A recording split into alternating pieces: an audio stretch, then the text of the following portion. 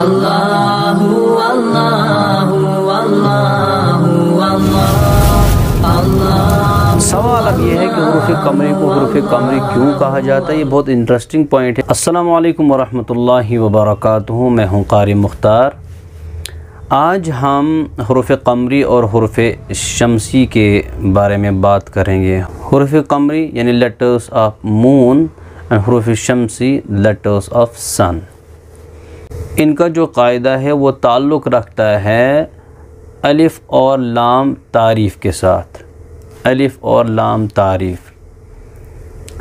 अब अलिफ़ और लाम तारीफ़ क्या होता है ये आपको सबसे पहले समझना है। ये सबक बहुत ही इम्पॉर्टेंट है, इसलिए आपसे गुजारिश है कि तवज्जो से आप सुने। देखिए, मैं इंग्लिश से स्टार्ट करता हूँ। इंग्लिश में ग्रामर में आपने पढ़ा होगा, एक होता है कॉमन नाउन, दूसरा होता है प्रॉपर नाउन। कॉमन नाउन जैसे बॉय, ये एक कॉमन नाउन है, इसमें कोई भी लड़का शामिल हो सकता है। दुनिया में जितने भी बॉयज़ हैं सबको कहेंगे बॉयज़। ये एक कॉमन नाउन है, ठीक।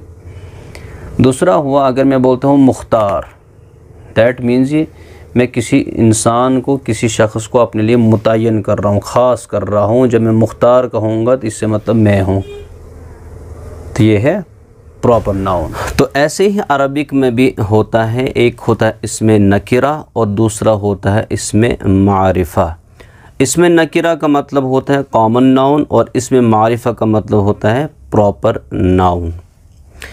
वैसे तो मतलब किताबों के अंदर इसमें मारिफा की बहुत सारी किस्में लिखी हुई हैं, लेकिन हमारा जो टारगेट है वो है कि हम ये जानना चाहते हैं कि अलिफ लाम तारीफ़ी को अलिफ लाम तारीफ़ी क्यों कहते हैं या लाम तारीफ़ क्यों कहते हैं, इसका रीज़न क्या है।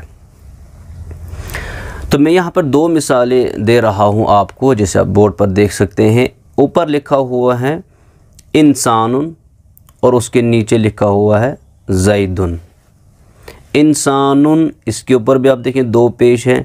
ज़ैदुन, और इस दाल के ऊपर, ज़ैदुन के दाल के ऊपर भी आप देख रहे हैं दो पेश हैं।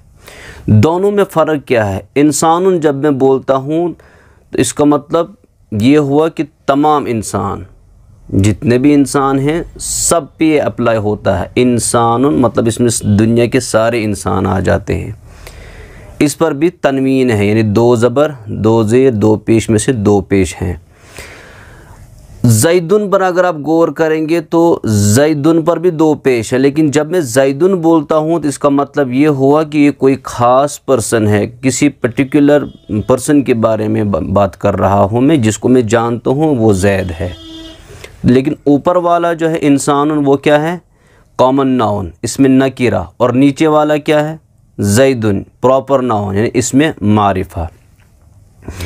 एक कॉमन नाउन को यानी इसमें नकीरा को मारिफा कैसे बनाते हैं? बहुत सारे तरीक़े हैं, लेकिन मैंने पहले आपसे अर्ज़ किया कि हम यहाँ पर बात करने वाले हैं सिर्फ़ अलिफ़ और लाम तारीफ़ी के बारे में। एक कॉमन नाउन को प्रॉपर नाउन बनाने के लिए उसके ऊपर अलिफ़ और लाम दाखिल करते हैं, जिसको आप कहते हैं अलिफ़ लाम तारीफ़ी। तारीफ़ी इसको क्यों कहते हैं? जैसे यूजुअली आप किसी से पूछते हैं आपकी तारीफ़ क्या है, मतलब आप उसको जानना चाहते हैं, आप उससे बात कर रहे हैं, वो किसी ख़ास बंदे से आप बात कर रहे हैं, आपकी तारीफ़ क्या है?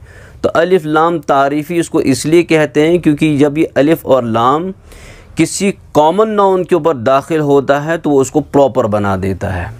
अब मिसाल ले लीजिए, समाउन के माने आते हैं आसमान। तो जब हम सिर्फ़ कहेंगे समाउन, इसकी मीनिंग होगी एक आसमान या कोई आसमान। अब आसमान कितने हैं? 7 आसमान हैं, आपने किताबों के अंदर पढ़ा होगा। तो जब मैं सिर्फ़ कहूँगा समाउन, इसका मतलब 7 आसमानों में से कोई भी एक आसमान। मुतय्यन नहीं है कि पहला आसमान, दूसरा, तीसरा, चौथा या पांचवा।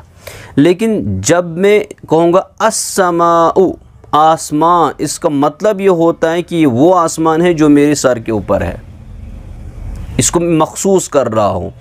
तो समाउन एक इसमें नकीरा था, लेकिन उसको मैंने मारिफा कर दिया, उसको मैंने प्रॉपर किससे बनाया? अलिफ़ और लाम की वजह से, तभी इसको कहते हैं अलिफ़ और लाम तारीफ़ी। यानी जब ये किसी के ऊपर दाखिल हो जाता है तो वो प्रॉपर बन जाता है। अब आप जानते हैं कि मैं किस आसमान के बारे में बात कर रहा हूँ। मैं दूसरे आसमान या तीसरे चौथे पाँचवें छठे की बात नहीं कर रहा हूँ, मैं पहले आसमान की बात कर रहा हूँ जो मेरे सर के ऊपर है।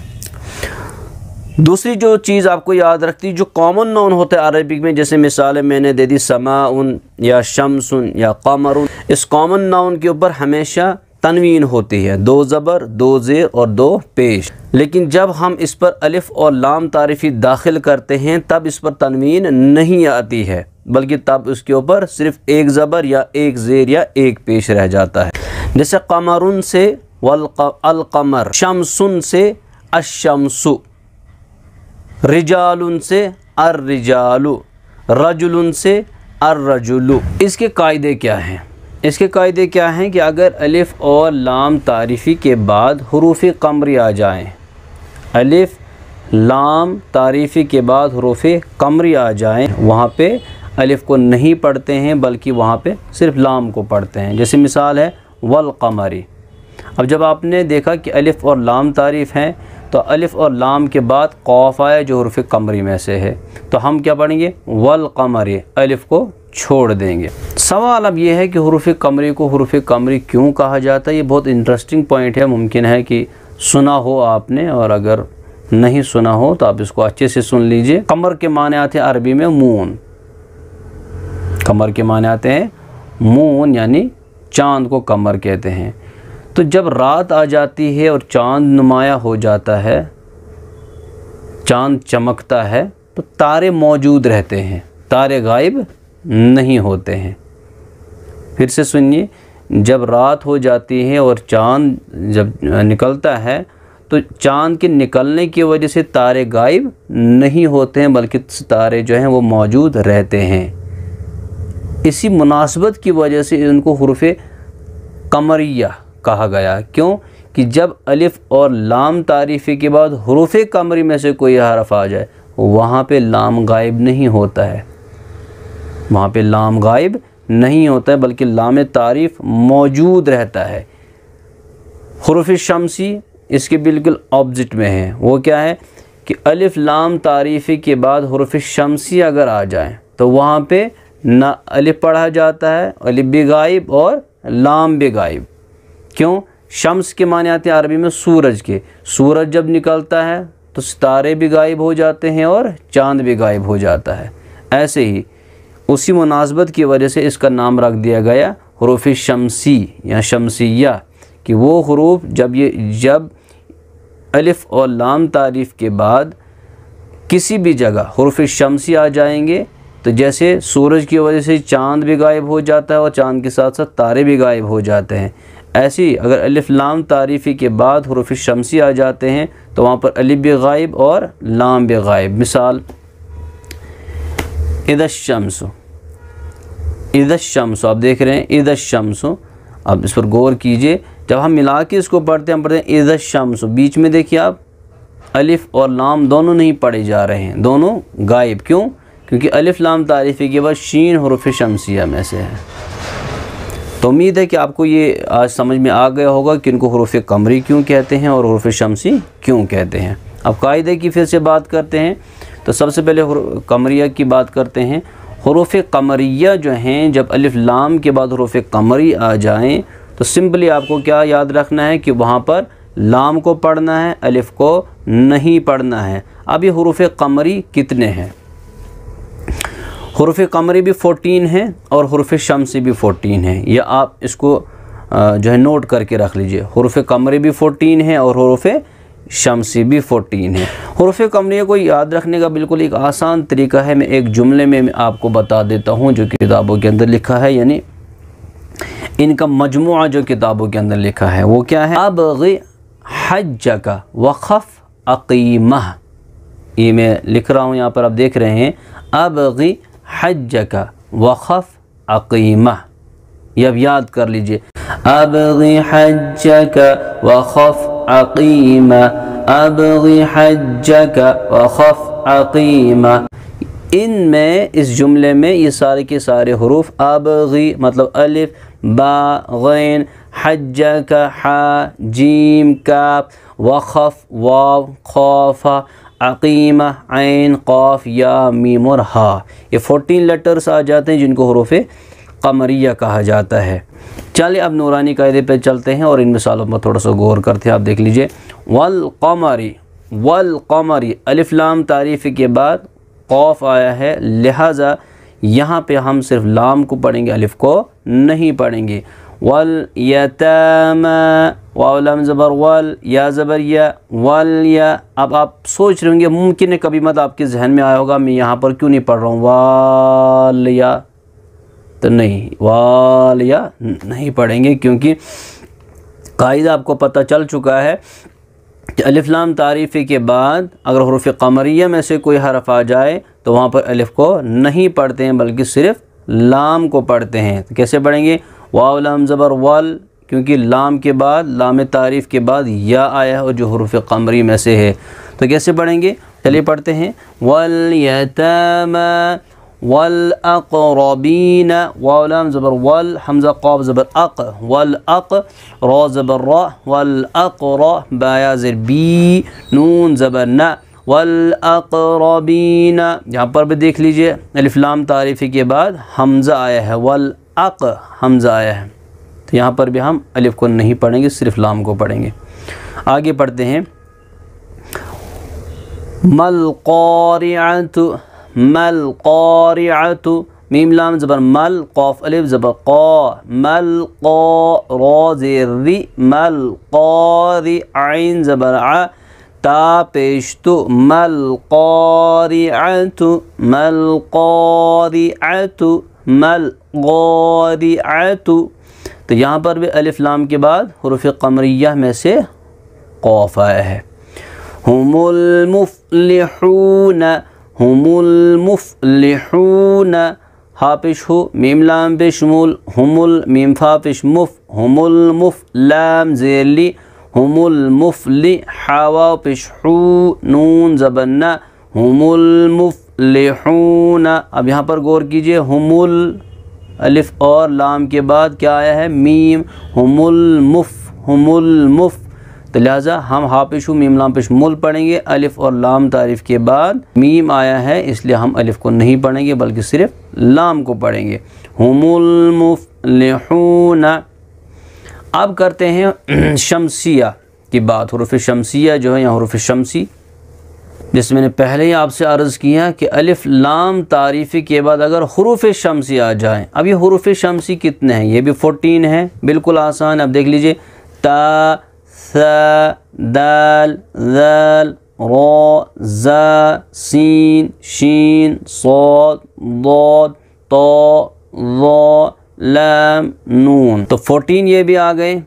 तो जब भी किसी जगह आप कुरान करीम के अंदर अलिफ और लाम तारीफ़ के बाद इन लेटर्स को देखेंगे तो वहाँ पर आप रूल याद रखेंगे, न अलिफ को पढ़ेंगे न लाम को पढ़ेंगे। नूरानी कायदे पर आप ध्यान देंगे। इज़ा शम्सु, हमज़ा ज़ेर इ, ज़ाल शीन ज़बर दश, इज़ा शीन मीम ज़बर शम, इज़ा शम। और सीधा डायरेक्टली हमने ज़ाल को शीन के साथ मिलाया, तशदीद दी हुई है शीन पे।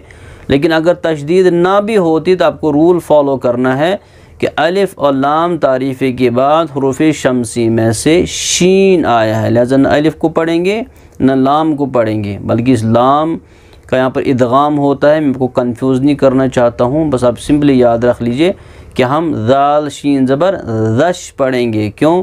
अलिफ लाम तारीफ़ी के बाद हुरूफ़ शमसी में से शीन आया है, तो हम क्या पढ़ेंगे? इज़ा शम्सु, हमज़ा ज़ेर इ, ज़ाल शीन ज़बर दश, इज़ा शीन मीम ज़बर शम, इज़ा शम सीन पे सु, इज़ा शम्सु, काफ अलिफ ज़बर का, नून नून ज़बर नन, कानन, नून अलिफ ज़बर ना, सीन पे सु, कानन नासु, या ज़बर या, क़ाफ़ा पेश क़ू, यक़ू, लाम रा पेश लुर, यक़ूलुर, रा ज़बर रा, यक़ूलुर रा, सीन वाव पेश सू, यक़ूलुर रसू, लाम पेश लु, यक़ूलुर रसूल ज़बर अ, क़ाफ़ या ज़ेद क़ी अक़ी, मीम स्वाद पेश मुस, सीधा इस मीम को हम स्वाद के साथ मिलाएंगे। क्यों?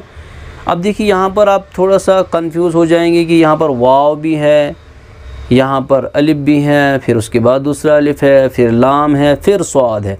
तो यहाँ पर आपको सीधा पढ़ना है अक़ीमुस्सलाता, वाव को भी छोड़ देना है, सीधा मीम स्वाद पेश मुस, अक़ीमुस्सलाता पढ़ना है। अब आप बोलेंगे वाव को क्यों छोड़ देना है, तो ये भी एक टॉपिक है, एक लंबा चौड़ा टॉपिक है, इस पर कभी बात करेंगे हम। लेकिन अभी आपको मैं सिंपली बताऊंगा, ये हरफ चूँकि खाली है, इस पर कुछ नहीं है, इसलिए डायरेक्टली आप पढ़ेंगे अक़ीमुस्सवाद ज़बर स्व, अक़ीमुस्स्व, लाम खड़ा ज़बर ला, ता ज़बर ता, अक़ीमुस्सलाता। अब मैं रवानी पढ़ता हूँ सारी एग्जाम्पल्स को। वल क़मरी वल यतामा वल अक़रबीन मल क़ारिअतु हुमुल मुफ़्लिहून इज़ा शम्सु कानन्नासु यक़ूलुर रसूलु अक़ीमुस्सलाता। आज के लिए इतना ही। हमारी चैनल कुरान फॉर किड्स पर वीडियोस देखते रहें और चैनल को सब्सक्राइब करना न भूलें। वस्सलामु अलैकुम वरहमतुल्लाहि वबरकातुहू।